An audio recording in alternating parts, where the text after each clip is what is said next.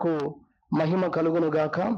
యేసుక్రీస్తు ప్రభువారి పేరట మీకందరికీ ప్రత్యేకమైనటువంటి వందనాలు తెలియజేస్తూ ఉన్నాము. దేవుణ్ణి స్తుతించుదాం. హల్లెలూయా. దేవుని పరిశుద్ధ గ్రంథములో నుండి ఈరోజు మనము ప్రభువును స్తుతించుట కొరకు, ప్రభువును ఆరాధించే వారంగా ఉండట కొరకు మరి ఒక అంశమును మనం నేర్చుకోబోతున్నాం. అదేమిటనగా, మన దేవుడు ఆయన అద్దరికి చేర్చు దేవుడు అనే అంశాన్ని మనం ఈ సమయంలో మనం వినబోతున్నాం. ప్రభు ఈ అంశము ద్వారా మనతో మాట్లాడబోతున్నాడని మనం గ్రహించాలి. ఆయన ఎవరో తాను మాట్లాడేటువంటి మాటల ద్వారా, ఆయన చేసేటువంటి కార్యాల ద్వారా ఆయన ఏమై ఉన్నాడో, ఆయన ఎంత శక్తి కలిగిన దేవుడై ఉన్నాడో, ఆయన కార్యాలు ఆయనను గూర్చి బయలుపరుస్తున్నాయి అన్న విషయాన్ని మనము గ్రహిస్తాం దేవుని వాక్యం చదివినప్పుడు. కాబట్టి ఈ రోజు మనం నేర్చుకునే అంశము, ఆయన మనల్ని అద్దరికి చేర్చే దేవుడు అనేటువంటి అంశాన్ని నేర్చుకోబోతూ ఉన్నాం. అద్దరికి అనగా గమ్యము అనేటువంటి అర్థము మనము ఉందని గ్రహించాలి. అద్దరికి అనగా మరి గమ్యానికి చేర్చేటువంటి దేవుడు. మన జీవితంలో మనము ఎక్కడికి మనము రీచ్ కావాలని, లేదా ఏ స్థానానికి మనము చేరుకోవాలని దేవుడు ఆశించాడో అక్కడికి ఆయనే మనల్ని నడిపించేవాడై ఉన్నాడు అన్న విషయాన్ని మనం గ్రహించినప్పుడు, ఆయన మీద పూర్తి నమ్మకాన్ని పెట్టుకొని ఆయన స్తుతిస్తూ, ఆయన యందు పరిపూర్ణమైన విశ్వాసాన్ని ఉంచి, ఆయన చెప్పే ప్రతి మాటకు విధేయత చూపుతూ మనం ముందు కొనసాగుతాం. చాలా సార్లు మనము దేవునితో మనము ఆయన మాటకు మనం సమ్మతించకపోవడం గల కారణం, ఆయన మనల్ని అద్దరికి చేర్చే దేవుడు అన్న విషయాన్ని మనం నమ్మకపోవటమే, సంపూర్ణంగా నమ్మకపోవటమే. అందుకే మధ్యలో మనము ఆటంకపరుస్తూ ఉంటాం. దేవుని నడిపింపుకు మనము లోబడకుండా ఉంటాం అనేక సార్లు. ఎందుకు అంటే, ఇదిగో ఈ విషయమే, ఆయన తప్పకుండా మనల్ని గురి వైపు నడిపించేవాడు, గురి యొద్దకు చేర్చేవాడు, గమ్యము యొద్దకు మనల్ని నడిపించే దేవుడు అన్న విషయాన్ని మనము అర్థం చేసుకోకపోవటమే అన్న విషయాన్ని మనము గ్రహించాలి. మనం చూసినట్టయితే చరిత్రలో, ప్రపంచంలో మరి అనేకమైనటువంటి ఈ అద్దరికి చేర్చువాడు అనేటువంటి అంశంలో, అద్దరికి అనగా అవతలి దరికి అని కూడా అర్థం చేసుకోవచ్చు. దరి అనేటువంటి మాటలు వచ్చినప్పుడు అది చెరువు కావచ్చు, అది వాగు కావచ్చు, నది కావచ్చు, సముద్రము కావచ్చు. అది నీటికి తర్వాత వచ్చే భూమికి సంబంధించినటువంటి మాటగా మనము గ్రహించాలి. కాబట్టి అద్దరికి చేర్చడం అనే దాంట్లో మరి ప్రాముఖ్యంగా ప్రధానంగా తీసుకోవాల్సింది ఏంటంటే, అవతలి ఒడ్డునకు మనల్ని నడిపించేటువంటి వాడు అనేటువంటి సంపూర్ణ అర్థము దీనికి ఉంది అని కూడా మనం జ్ఞాపకం చేసుకోవాలి. అందుకే ఈ విషయాన్ని గురించి ఆలోచన చేస్తే, చరిత్రలో అనేక మంది మరి వాగుల మీద కావచ్చు, నదుల మీద కావచ్చు, అనేకమైనటువంటి పడవలను, తర్వాత షిప్స్ ను నడిపిస్తూ ఉండడం మనం చూస్తాం. చరిత్రలో జరిగిన సంభవాలు కొన్ని మనం చూసినట్లయితే, అనేక ప్రమాదాలకు పడవలు, మరి ఓడలు, గొప్ప ఓడలు కూడా ప్రమాదానికి గురైపోయాయి. చాలా గొప్ప నావికులు, చాలా టాలెంటెడ్ పర్సన్స్ అన్నమాట. దాన్ని డ్రైవ్ చేసేటువంటి వ్యక్తులు చాలా ఆరితేరిన వ్యక్తులు. ఎవరిని పడితే వారిని విమానం నడిపించడం కొరకు పైలట్లుగా మరి వాడుకోరు కదా. అలానే ఒక షిప్ ను నడిపించాలంటే కూడా మరి దానికి కూడా ఎంతో ట్రైనింగ్ ఉంటుంది, దానికి కూడా ఎంతో ఆరితేరిన వారిని పెడుతూ ఉంటారు. అలా చిన్న పడవలు నడిపించాలన్నా కూడా మరి దానికి కూడా ఎంతో నైపుణ్యం కలిగిన వారు ఉంటేనే తప్ప ఆ పడవలు అవతలి ఒడ్డుకు దరికి చేరలేవు. అయితే చరిత్రలో మనం చూసినట్లయితే చాలా ప్రమాదాలు జరిగాయి. వాటిని నడిపే నావికులు, ఓడను నడిపే, పడవను నడిపే వారిని నావికులు అంటారు కదా. ఈ నావికుల గురించి మనం చూసినంత చాలా గొప్ప వారే, కానీ పడవలను అవతలి ఒడ్డుకు నడిపించడంలో, అద్దరికి చేర్చడంలో చాలా మంది విఫలులైపోయారన్న సంగతి ప్రపంచంలో జరిగిన సంభవాలు మనం చూస్తే మనకు తెలుస్తాయి. ఆ మధ్యలో మరి గల్ఫ్ దేశం నుండి, మరి ఆ దేశంలో అక్కడ ప్రయాణం అయిపోతున్నటువంటి ఒక పడవ, ఒక మీడియం సైజు ఒక పడవ బోల్తా పడి 188 మంది మరి చనిపోయారు. 188 మంది చనిపోయారు. 186 మంది ఏమో గల్లంతో అయ్యారని రిపోర్ట్స్ ఉన్నాయి. అదేవిధంగా యెమెన్ తీరములో మరొక పడవ బోల్తాబడి 154 మంది చనిపోయి 68 మంది వారు అడ్రస్ లేకుండా పోయారు అని పేపర్లు ప్రకటించాయి.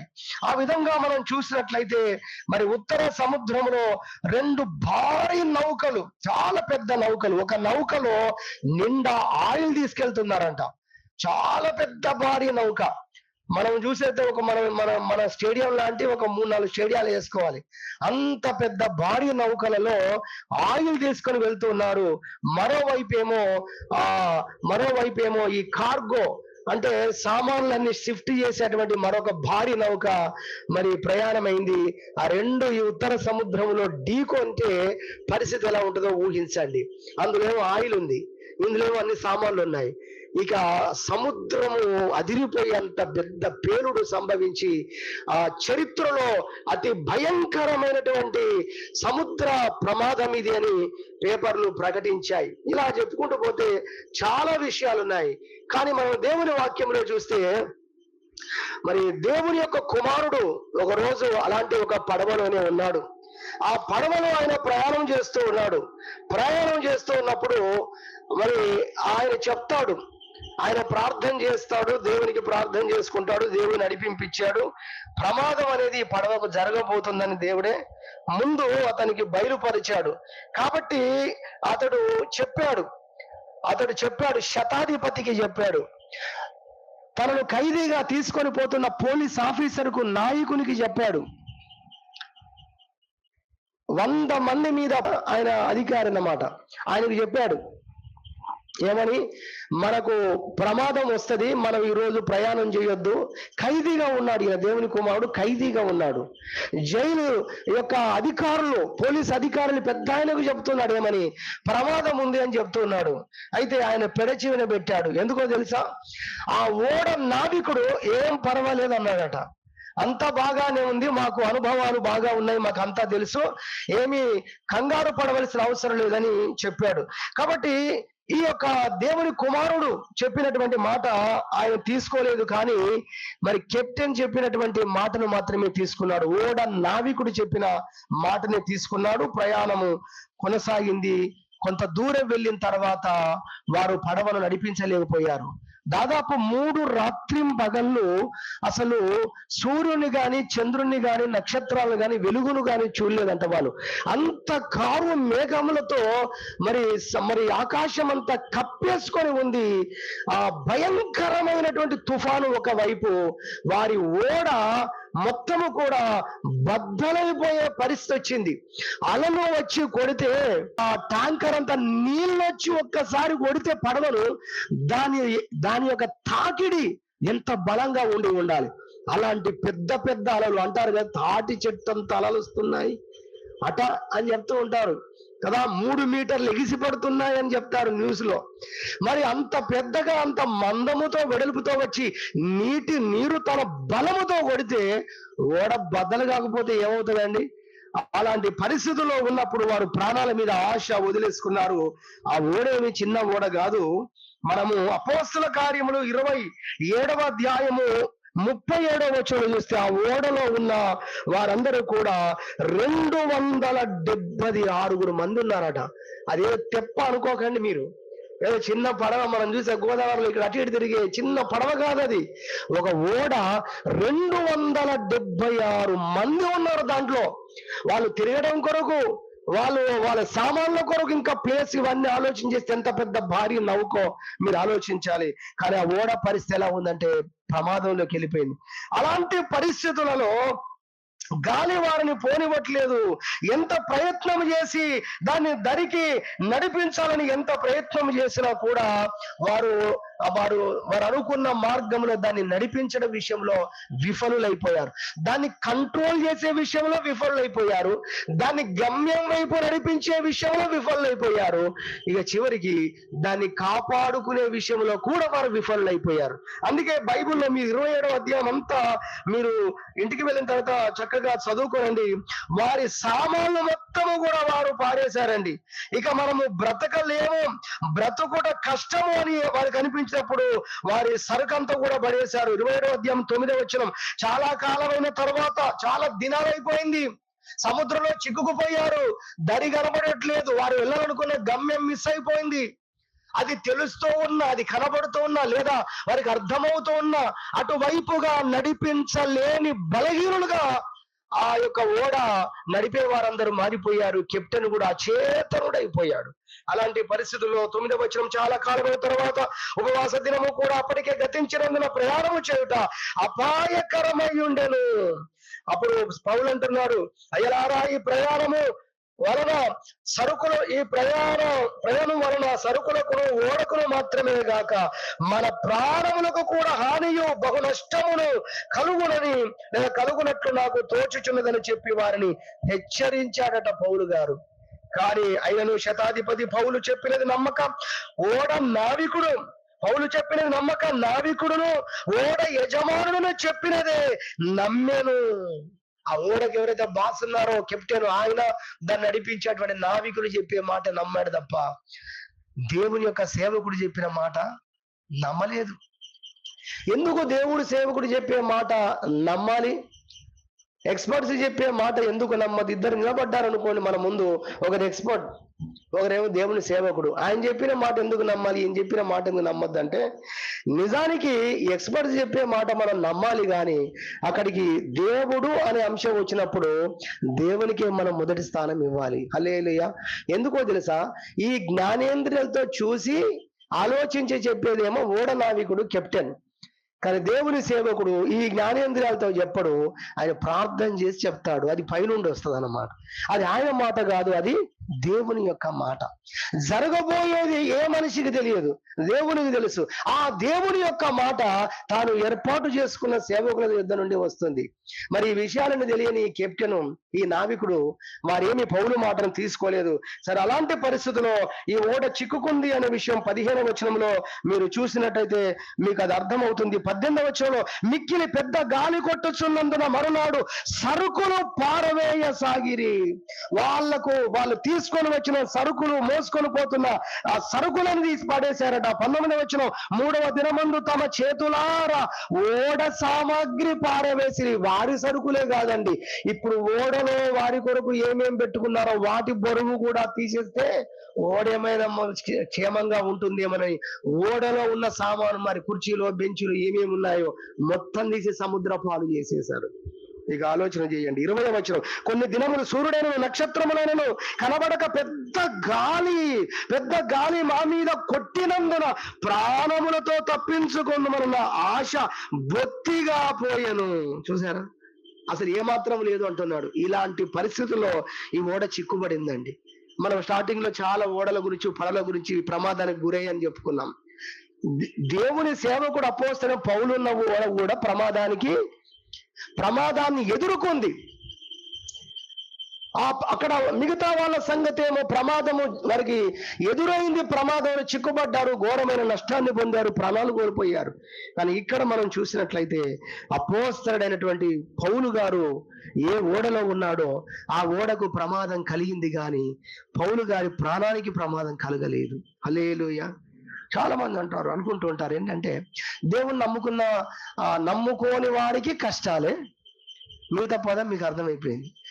నమ్ముకున్న వాళ్ళకు కూడా కష్టాలే. మరి ఏంది తేడా? ఎక్కడుంది తేడా? అవును, ప్రశ్న మంచిదే, జవాబు కూడా వినాలి. హల్లెలూయా. దేవుణ్ణి నమ్ముకోని వారికి కష్టాలే, దేవుణ్ణి నమ్ముకున్న వారికి కష్టాలే. అయితే దేవుణ్ణి నమ్ముకోని వారికి వచ్చే కష్టాల్లో వారికి ఆదరణ లేదు, ధైర్యం లేదు, ఆలోచన లేదు, వారు ఆ ప్రమాదాల నుంచి బయటపడరు. నమ్ముకున్న వారికి ఉన్నటువంటి కృప ఏంటంటే ఆ శ్రమలన్నిటిలో కూడా వారు ఎదురుతారు. హల్లెలూయా. వారిని ధరికి చేర్చే దేవుడు వారితో కూడా ఉంటాడు. వారికి వచ్చిన శ్రమలన్నిటిలో నుండి కూడా దేవుడు వారిని విడిపిస్తాడు. అందుకే ప్రభువు చెప్పాడు, ప్రభు వాక్యములో రాయబడింది, నీతిమంతునికి కలుగు ఆపదలు అనేకములు, అయితే ఓ మాట, వాటన్నిటిలో నుండి యెహోవా వాణ్ణి విడిపిస్తాడు. దేవుని మహిమ కలుగును గాక. హల్లెలూయా. అది మనం అర్థం చేసుకొని ప్రభువును స్తుతించే వారంగా, ప్రభువును గణపరిచే వారంగా ఉండాలి. పౌలు సంగతి ఏం జరిగిందని మనం చూస్తే, పౌలు తర్వాత పౌలుతో ఉన్న మిగతా ఖైదీలందరూ కూడా ఒక్కరి ప్రాణం కూడా పోలేదు. ఓడ బద్దలైపోయింది, చెక్కలు మొత్తం ముక్కలు ముక్కలైపోయాయి. చెక్కల మీద కోతుల్లాగా కూర్చొని ఒడ్డుకు చేరారు. తెలుసా మీకు? ఇదంతా చదవండి. అందుకే అసలు మనం చదవడం కాదు, దాన్ని చూడాలి, అసలు దృశ్యంగా చూడాలి, అసలు ఎలా ఉంటుందో కది. అంత భయానకమైన ప్రమాదం జరిగింది, కానీ ఏ ఒక్కరికి ఏ హాని జరగలేదు. కారణం ఏంటో తెలుసా? పౌలు గారు ఉన్నందుకు ఆ ఓడలో ఉన్న వారందరి విషయంలో కూడా దేవుడే వారందరినీ కూడా కాపాడాడండి. దేవునికి మహిమ కలుగును గాక. చూడండి 27వ అధ్యాయం, ఒక్క వచనం చదువుకుందాం. 27వ అధ్యాయము 22వ వచనం. ఇప్పుడైనను ధైర్యము తెచ్చుకొనుడని మిమ్మును వేడుకొనుచున్నాను. ఓడకే గాని మీలో ఎవని ప్రాణమునకు హాని కలగదు. నేను ఎవని వాడనో, ఎవరిని సేవించుచున్నానో ఆ దేవుని దూత గడిచిన రాత్రి నా యొద్ద నిలిచి, పౌలా భయపడకము, నీవు కైసరు ఎదుట నిలవవలసి ఉన్నది. ఇదిగో నీతో కూడా ఓడలో ప్రయాణమైపోవచ్చున్న వారందరినీ దేవుడు నీకు అనుగ్రహించి ఉన్నాడని నాతో చెప్పాను. నీకే కాదు, నీతో పాటు ఓడలో ఉన్న 270, ఒకరు తీసేస్తే 5, 275 మంది కూడా ఏ ప్రమాదం జరగదు. ఎందుకో తెలుసా? అద్దరికి చేర్చే దేవుణ్ణి ఈ యొక్క పౌలు కలిగి ఉన్నాడండి. దేవునికి మహిమ కలుగును గాక. హల్లెలూయా. ఇంత విస్తృతమైన విధానంలో వివరణ మీకు ఇవ్వాల్సి వచ్చింది. ఎందుకంటే మన జీవితంలో మనం అర్థం చేసుకున్నప్పుడే స్తుతించగలం. నా నావ అనగా నా గృహం, నా ఇల్లు, నా కుటుంబం ఈ యొక్క సముద్రమైన లోకంలో ప్రయాణం చేస్తుంది. ఇది దరికి చేరేనా? ఇది ఒడ్డుకు చేరేనా? నేను గమ్యం చేరుతానా? మధ్యలోనే నేనేమైనా నశించిపోతానా? ఎన్నో ప్రశ్నలు, ఎన్నో అలజడులు, ఎన్నో కలవరాలు, ఎన్నో భయాలు. ఇదిగో దేవుని వాక్యం చెప్తుంది. ఆయన కుమారుడున్న ఒక ఓడను దేవుడు ఎలా ఆపరేట్ చేశాడో మనం చూస్తున్నాం. ఎంత ఆశ్చర్యం! పౌలు గారి యొక్క ధీమా ఏంటి, పౌలు గారి యొక్క ధైర్యం. వాళ్ళందరికీ చెప్తున్నాడు, మీరు ధైర్యం తెచ్చుకోండి అని చెప్తున్నాడు. అందరేమో భయములో కలవరం ఉండి ప్రాణాలను గురించి ఆశ బొత్తిగా విడిచిపోయిన పరిస్థితిలో ఉంటే, మరి పౌలు గారికి ఏంటంటే ధైర్యం? నన్ను అద్దరికి చేర్చే దేవుడు నాకున్నాడు. హల్లెలూయా. అంతేకాదు, ఈయన ఇంకో గొప్ప శుభవార్త చెప్పాడు. నేను అలాంటి దేవుణ్ణి కలిగి ఉన్నాను. అంతేకాదు, ఆ దేవుని యొక్క దూత నా దగ్గరకు వచ్చి రాత్రి చెప్పాడు, మీకు కూడా ఏం కాదంట. నేను అనుకుంటాను అంత పౌలు చుట్టే ఉండుంటారు ఇక తర్వాత. హల్లెలూయా కదా. యోనాను ఫస్ట్ వాళ్ళు కేర్ చేయలేదు, కానీ యోనా ఎప్పుడైతే విషయాలు చెప్పాడో, నేను భూమి ఆకాశములకు సృష్టికర్త అయిన దేవుని సేవకుణ్ణి, ఆయన మాట చెబితే వినకుండా ఇలా నేను ఈ ఓడ ఎక్కాను, అందుకే ఈ కష్టం వచ్చింది, నన్ను తీసి సముద్రంలో పడేయండి అన్నాడు ఆయన. వాళ్ళు వామ్మో, మేము ఇంతవరకు ఏమో అనుకున్నాము, ఎందుకు ఇలా అవుతుంది అనుకున్నాం, ఎప్పుడూ జరగలేదు, ఎంత కంట్రోల్ చేసినా కావట్లేదు, అసలు విషయం ఇదా అని వాళ్ళకి అర్థమైపోయి దేవునికి భయపడే కాదు, యోనాను ముట్టుకోవడానికి కూడా వాళ్ళు భయపడ్డారు. తీసి పడేయండి అంటే పడేశారు అనుకుంటున్నారా? లేదు, అంత ఈజీగా పడేయలేదు, వాళ్ళు భయపడ్డారు. నువ్వు దేవుని సేవకుడు అంటున్నావు, మరి ఏంటి సంగతి? నిన్ను ముట్టుకొని నిన్ను సముద్రం వేస్తే ఆ దేవుడు మమ్మల్ని ఊరుకుంటాడా? నువ్వు ఆయనకు విధేయత చూపనందుకే ఇంత ప్రళయం జరిగితే నిన్ను తీసి సముద్రం వేస్తే మేము బతుకుతామా, బట్టగడతామా? భయపడిపోయారండి. అపోస్తలుడైన పౌలు ఎప్పుడైతే ఈ విషయాలు చెప్పాడో అప్పుడు ధైర్యం తెచ్చుకొని పౌలు గారు వారందరి ముందు కృతజ్ఞతాస్తుతులు చెల్లించి రొట్టె తీసుకొని ఆయన తిన్నప్పుడు అందరూ కూడా ప్రాణాలను నిలుపుకోవడం కోసం, టిఫిన్ కాదు, పావు టిఫిన్ చేసి ఉంటారు వాళ్ళు, స్తోత్రం చెప్పుదాం. హల్లెలూయా. ధైర్యం అయితే తెచ్చుకున్నారు. కారణం ఏంటి అంటే, ఇదిగో అద్దరికి చేర్చే దేవుణ్ణి నేను కలిగి ఉన్నాను. ఆ దేవుడు చెప్పాడు, నిన్ను గమ్యం తీసుకెళ్తాను, నిన్ను గురి వద్దకు చేరుస్తాను, నువ్వు వెళ్తావు, తప్పకుండా ఆ ప్రాంతంలో నిలబడతావు, నువ్వు నా కొరకు సాక్షిగా ఉండాలి, సాక్ష్యం చెప్పాలి అని ఆ దేవుడు నాకు చెప్పాడు, దేవుని దూత నాకు ప్రత్యక్షమై చెప్పాడని చెప్పినప్పుడు వాళ్ళకు ధైర్యం వచ్చింది. దేవుడు కనబడ్డాడట. మీకు ఎవరికైనా కనబడ్డాడా? ఎవరికి కనబడలేదు. కలలో కూడా మాకేం కనబడలేదు. మరి ఆయన కనబడ్డాడట దేవుడు. ఆయన ఆధారం అయ్యాడు పౌలు. ఇప్పుడు అందరు ఎంత ధైర్యం తెచ్చుకున్నారో ఆ తర్వాత. దేవునికి స్తోత్రం, దేవునికి మహిమ కలుగును గాక. హల్లెలూయా. పౌలు గారి యొక్క ధీమటి ఎంత స్తుతించి ఉంటాడు దేవుని, ఎంత ధీమగా ఉండి ఉంటాడు ఆ రోజున. నన్ను అద్దరికి చేర్చే దేవుడు ఉన్నాడు. ఈ రోజు దేవుడు ఈ వాక్యం ద్వారా మనందరితో మాట్లాడుతున్నాడు. నువ్వు కలిగి ఉన్న దేవుడు, నీవు నడిపించుచున్న నావికుడు. కాబట్టి మనము దేవుని వాక్యంలో నేర్చుకుంటున్నాము, మనం స్తుతించాలి ప్రభువును. నేను నమ్మిన దేవుడు, నీవు నమ్మినటువంటి దేవుడు, ఆయన మనల్ని అద్దరికి చేర్చేటువంటి వాడన్న విషయాన్ని మనం జ్ఞాపకం చేసుకొని ప్రతి పరిస్థితుల్లో దేవుని స్తుతించి గణపరిచాలని ఈ వాక్య భాగాలు వింటున్నాం. 3 అంశాలు జ్ఞాపకం చేసి నేను త్వరగా ముగిస్తాను. మొదటి అంశముగా మనము జ్ఞాపకం చేసుకున్నట్లయితే 78వ కీర్తన 13వ చరణం మనం చదువుకుందాం.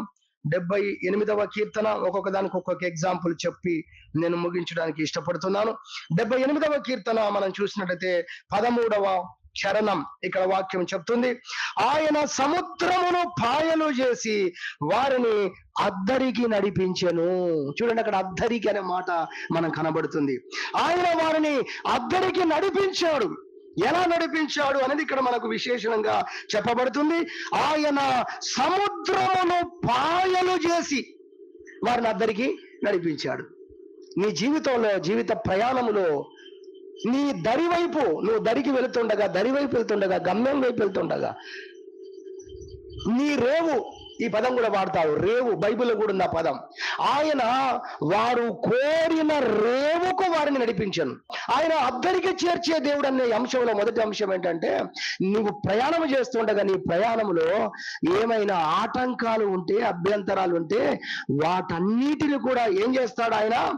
వాటన్నిటిని కూడా చీల్చైనా సరే వాటన్నిటిని తొలగించి ఏం చేస్తాడు? దేవుడు నిన్ను అద్దరికి నడిపిస్తాడు. దీనికి ఎగ్జాంపుల్ మనకి ఈ వాక్యం చదవగానే మనకు అర్థమైపోయింది. ఆయన సముద్రమును పాయలు చేసి వారిని అద్దరికి నడిపించారు. వారు అద్దరికి చేరకుండా ఇప్పుడు ఆటంకంగా ఉన్నది ఏంటి?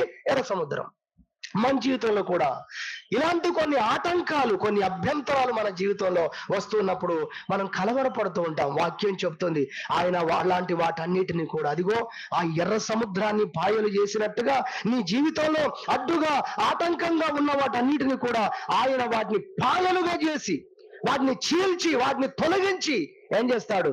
నిన్ను తప్పకుండా అద్దరికి ఆయన నడిపిస్తాడు అన్న విషయం దేవుని వాక్యం చెప్తుండగా మనం ఈ అంశాన్ని బట్టి ప్రభువును స్తుతించాలి. నిజమే ప్రభువా, నీ ప్రజలు అద్దరికి చేరకుండా ఏది ఆటంకంగా ఉన్నదో, ఏది అభ్యంతరముగా ఉన్నదో ప్రభువా, దాన్ని నువ్వేం చేశావు?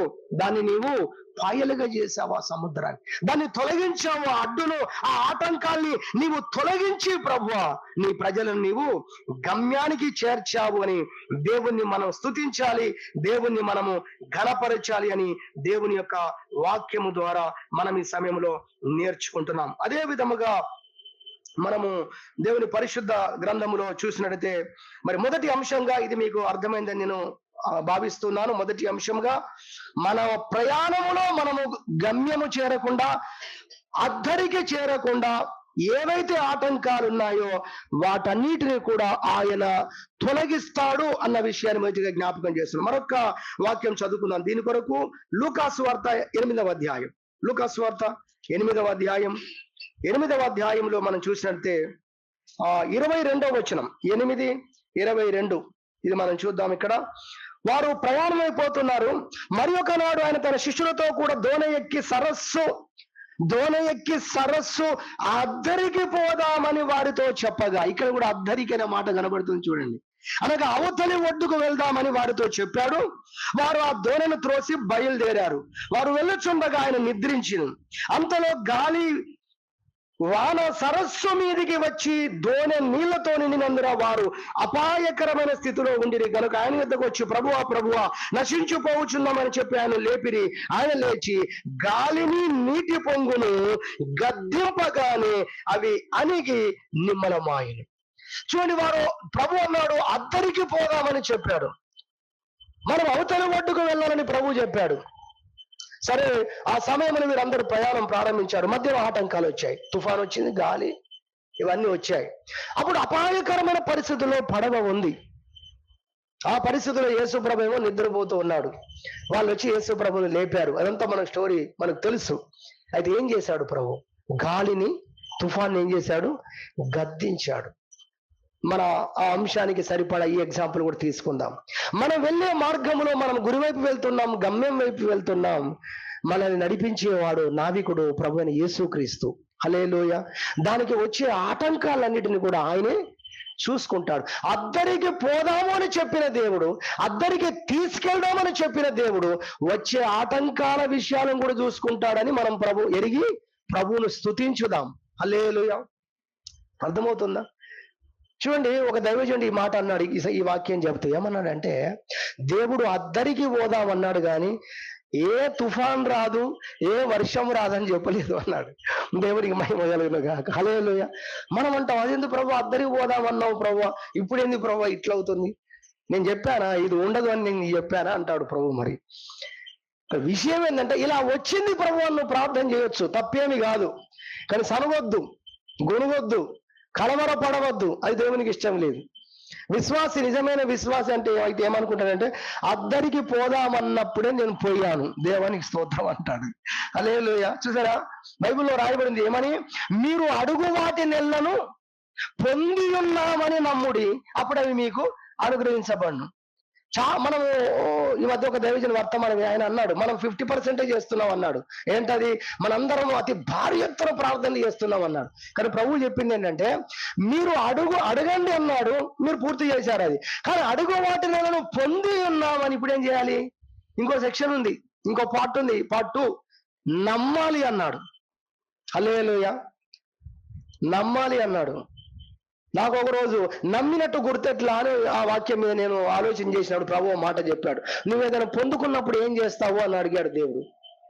అంతరాత్మలో, ఆలోచనలో దేవుడు నన్ను అడిగినట్టు అనిపిస్తే, అప్పుడు నేను ఏమైనా పొందుకున్నప్పుడు ఏం చేస్తాను? ఇచ్చినందుకు థ్యాంక్స్ చెప్తాను, కృతజ్ఞతలు చెప్తాను. ఇప్పుడు నువ్వు నమ్మితే నువ్వు కృతజ్ఞతలు చెప్పాలి, నువ్వు కృతజ్ఞతలు చెబితే నువ్వు దాన్ని పొందావడానికి అది గుర్తు అన్నాడు. చూసారా? హల్లెలూయా.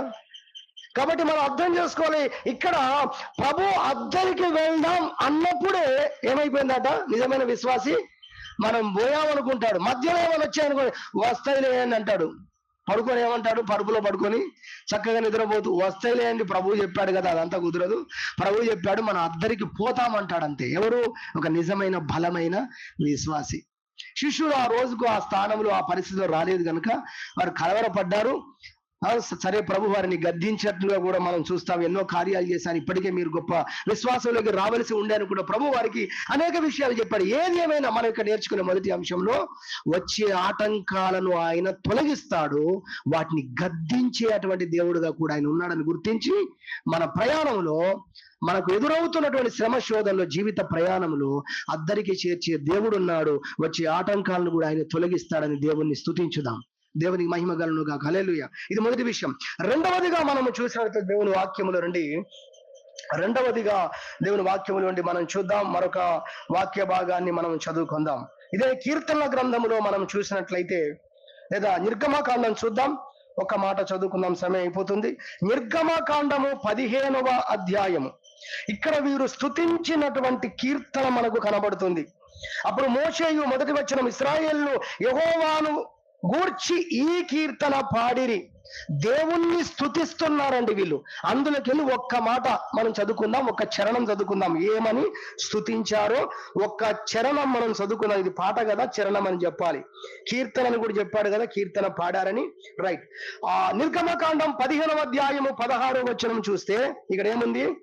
యెహోవా నీ ప్రజలు అద్దరికి చేరు వరకు, నీవు సంపాదించిన ఈ ప్రజలు అద్దరికి చేరు వరకు నీ బాహుబలము చేత పగవారు రాతి వలె కదలకుందురు.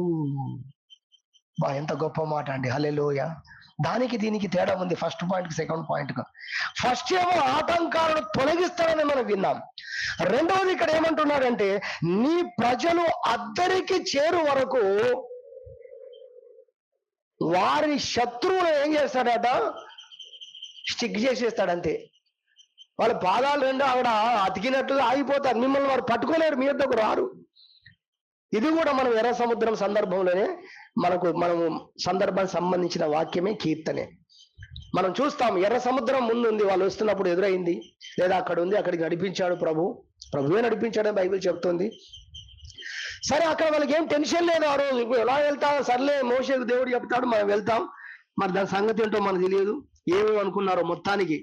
కానీ ఎప్పుడు టెన్షన్ స్టార్ట్ అయిందంటే, ఆ యొక్క ఈజిప్ట్ రాజు ఫరో గొప్ప సైన్యంతో వేల మందిని తీసుకొని రౌద్రంతో ఎప్పుడైతే రావటం ప్రారంభమైందో అప్పుడు టెన్షన్ ప్రారంభమైంది. ఆ పరిస్థితుల మధ్యలో వీళ్ళు కలవరపడ్డారు, కేకలేశారు. ఏంటి పరిస్థితి అని చెప్పేసి మోషే మీద తిరుగుబాటు చేశారు. చాలా గందరగోళ పరిస్థితులు ఏర్పడ్డాయి. ఆ పరిస్థితుల మధ్యలో దేవుడు చేసిన అద్భుతం ఏంటంటే, ఆయన అగ్ని స్తంభాన్ని దింపి వారిని ఏం చేశాడండి, శత్రువులను ఆపేశాడండి. వీరికి వారికి, దేవుని ప్రజలైన ఇశ్రాయేలుకు తర్వాత వస్తున్న ఫరోకు మధ్యలో అగ్ని స్తంభాన్ని దేవుడు దింపేశాడు. కాబట్టి వారు ఇక ముందుకు రాలేకపోయారు. హల్లెలూయా. అందుకే అంటున్నారు, ఇది జరిగిన తర్వాతనేనండి స్తుతి. ఈ అద్భుతం జరిగిన తర్వాతనే ఈ స్తుతి చేశారు వాళ్ళు. ఎలా దేవుడు కార్యము చేశాడో చూశారు గనక, తెలుసుకున్నారు గనక ఇప్పుడు స్తుతి. మోషే స్తుతిస్తున్నాడు, మోషేతో పాటు అందరూ స్తుతిస్తున్నారు. ఏమని? మేము అద్దరికి చేరు వరకు, ఆ రాత్రి దేవుడు సముద్రాన్ని చీల్చి దాన్ని ఆరబెట్టి వీళ్ళందరూ ఒడ్డుకు చేరేంత వరకు కూడా రాత్రి అగ్నిస్తంభము, పగలు మేఘము వారిని కమ్మేసి వారికి చీకటి కమ్మ చేసిందంట. వారికి అసలు కనబడట్లేదు ఇశ్రాయేలు ప్రజలు. అంత బలమైనటువంటి ఒక కార్యాన్ని దేవుడు చేసి వాళ్ళంతా ఎప్పుడైతే సముద్రం దాటారు, అద్దరికి చేరారు అన్న తర్వాతనే ఈ మేఘము వెళ్ళిపోయింది, లేదా అగ్ని స్తంభము వారి మధ్యలో నుండి వారికి అడ్డుగా ఉండకుండా తొలగిపోయిందండి. దేవునికి మహిమ కలుగునుగా. హల్లెలూయా. దీనిలోని మనం నేర్చుకోవాల్సిన పాయింట్ రెండవ అంశంగా, మన పరిస్థితులను మనము అద్దరికి చేరు వరకు, గమ్యము చేరు వరకు మనల్ని తొందర పెట్టే పరిస్థితులను దేవుడు నిలువరిస్తాడు. హల్లెలూయా. ఏం చేస్తాడు? వాటిని ఆపరేట్ చేస్తాడు. వాటిని ఆయన నిలువరిస్తాడనే మాట చక్కగా సరిపోతుంది. వాటిని కంట్రోల్ చేస్తాడు ప్రభు. నిన్ను టెన్షన్ పెట్టే ప్రతి పరిస్థితిని ఏం చేస్తాడు దేవుడు? తన గుప్పిట్లోకి తీసుకుంటాడు, తన యొక్క గుప్పిల్లోకి తీసుకుంటాడు, ఆయన చేతుల్లోకి తీసుకుంటాడు. అవి నిన్ను ఏమాత్రం నీకు హాని కలగకుండా ఆ పరిస్థితులన్నింటినీ కూడా దేవుడే ఆపరేట్ చేస్తాడని గుర్తించి, నీవు నేను అన్ని పరిస్థితులలో మనం దేవుణ్ణి స్తుతించే వారంగా ఉండాలి అనే విషయాన్ని దేవుని వాక్యంలో మనము నేర్చుకుంటున్నాం. మనం అద్దరికి చేరు వరకు, ఇశ్రాయేలు అద్దరికి చేరు వరకు ఎలా శత్రువులను నిలువరించాడో, నిన్ను తొందర పెట్టే పరిస్థితులను కూడా దేవుడు నిలువరించేవాడుగా ఉన్నాడు అన్న విషయాన్ని మనం జ్ఞాపకం చేసుకొని ప్రభువును స్తుతించాలనేది రెండవదిగా మనం చూస్తున్నాము. చివరిగా మూడవ అంశముగా మనము చూసినట్టయితే, మూడవది ఏంటంటే, ఆయన అద్దరికి పోదాము అనేటువంటి చెప్పినటువంటి దేవుడు ఆ రోజున లూకాసు వార్త 8వ అధ్యాయము 22వ వచనంలో మనం చూసినట్లయితే, మరొక నాడు ఆయన తన శిష్యులతో కూడా ఒక దోణి ఎక్కి సరస్సు అద్దరికి పోదామని వారితో చెప్పగా వారు ఆ దోణిని త్రోసి బయలుదేరి. మనం చదువుకున్నాం, అందులో పాయింట్ ఉంది. ఏంటా పాయింట్? మరొక నాడు ఆయన తన శిష్యులతో కూడా ఒక దోణి ఎక్కి.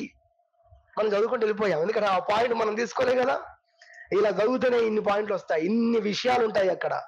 అదే ధ్యానం అంటే. వారిని అద్దరికి పోదామని చెప్పి ఆయన దోణి ఎక్కకుండా ఉండలేదు. అద్దరికి పోదామని చెప్పిన దేవుడు ఏం చేశాడు? ఆయన దోణి ఎక్కాడు. మూడవ అంశం ఏంటంటే, అద్దరికి పోదామని చెప్పినటువంటి దేవుడు, అద్దరికి పోదామని చెప్పిన దేవుడు ఆయన మనతో కూడా ఉంటాడు అని మనం గ్రహించి దేవుణ్ణి స్తుతించాలి. హల్లెలూయా. ఆయన మనల్ని ఒంటరిగా విడిచిపెట్టడు. ఆయన ఒంటరిగా మనల్ని విడిచిపెట్టడు.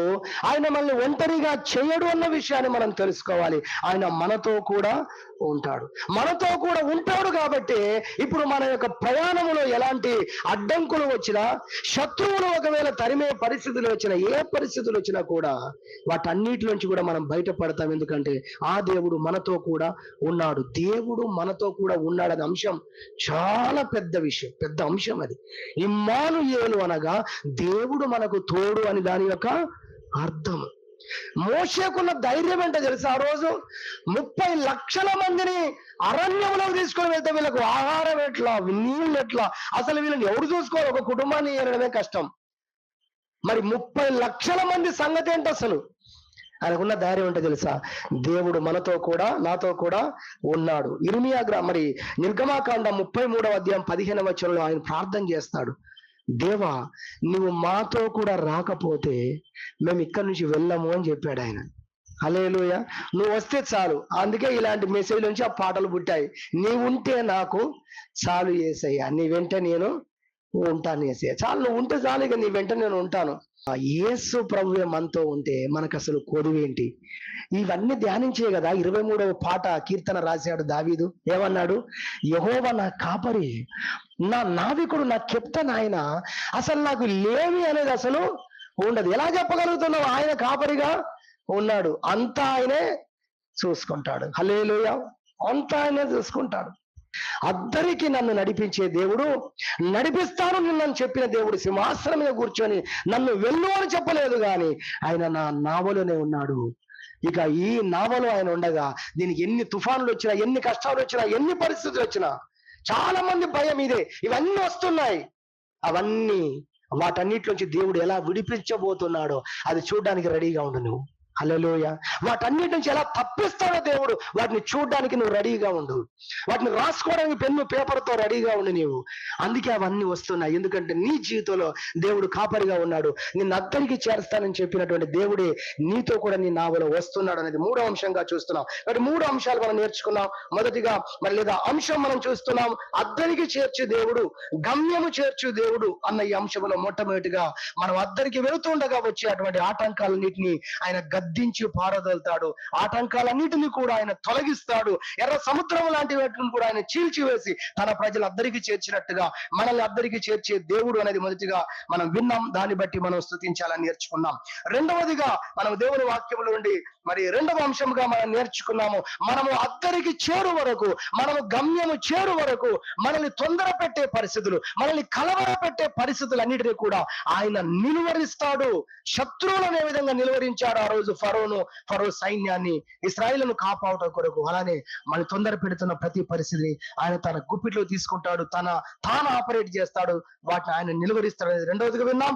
మూడవదిగా అద్దరికి చేరుస్తానన్న దేవుడు, చేర్చే ఈ దేవుడు ఆయన ఎక్కడో కూర్చొని ఉండడు, కానీ మన నావలు అనే మనతో కూడా ఆయన ప్రయాణమై వస్తున్నాడు అన్న విషయాన్ని జ్ఞాపకం చేసుకొని ప్రభుని స్తుతించాలని దేవుని వాక్యం వింటున్నా. దేవుడి వాక్యం మనందరి కొరకు దీవించును గాక.